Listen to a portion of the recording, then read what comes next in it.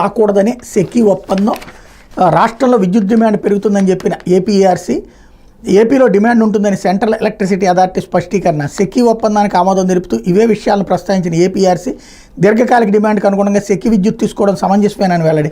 మిగులు విద్యుత్ ఉంటుందని ఈఆర్సీ చెప్పిందంటూ ఈనాడు పచ్చాబద్దాలు. నిజానికి చంద్రబాబు హయాంలోని మిగులు విద్యుత్ అయినా అధిక ధరలకు సౌర పవన విద్యుత్ కొనుగోలు ఒప్పందాలంటూ వ్యవసాయానికి పగటిపూట 9 గంటల నాణ్యమైన విద్యుత్ ఉచితంగా అందించాలని సంకల్పంతో చేసుకున్న ఈ ఒప్పందం మేరకు సెకీ నుంచి రాష్ట్రానికి 2024-25లో 3000 మెగావాట్లు, 25-26లో 3000 మెగావాట్లు, 26-27లో 1000 మెగావాట్ల చొప్పున తీసుకుని దాన్ని రైతులకు అందించాలని గత ప్రభుత్వం భావించింది. అదే సమయంలో అంతర్రాష్ట్ర విద్యుత్ సరఫరా ఛార్జీల భారం లేకుండా యూనిట్ ₹2.49 చొప్పున విద్యుత్తును సరఫరా చేస్తామని కేంద్ర పునరుత్పాదక ఇంధన శాఖ పర్యవేక్షణలో ఏర్పడిన ప్రభుత్వ రంగ సంస్థకి తనకు తానుగా రాష్ట్ర ప్రభుత్వానికి ప్రతిపాదన లేఖ పంపింది. దానిపై కమిటీ వేసి మరీ అధ్యయనం చేసిన తర్వాత ఏపీఆర్సీ అనుమతితో రాష్ట్ర చరిత్రలో ఎన్నడూ జరగని విధంగా ఏ ప్రభుత్వంలోనూ ఏ ముఖ్యమంత్రి హయాంలోనూ ఎవరూ చేయని విధంగా కారు చౌకగా కేవలం ₹2.49 కొనుగోలు చేసేందుకు అత్యంత పారదర్శకంగా ఒప్పందం కుదుర్చుకుంది. కానీ ఈనాడు మాత్రం ఇంత మంచి ఒప్పందంపై విషయం చెబుతూనే ఉంది.